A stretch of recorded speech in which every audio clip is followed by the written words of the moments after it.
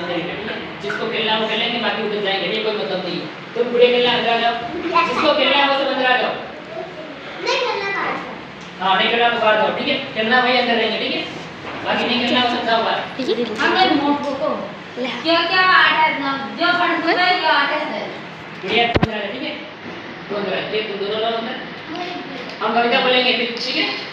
कविता बोलेंगे, आपको चलना है, ठीक है। बोल कर घूमना है। बोलो कविता, सबको साथ में बोलना है। मछली जलती रानी है, तीरे उसका पानी है, हाथ में लगाओ टकरी, पानी में डालो टकरी। तीन तीन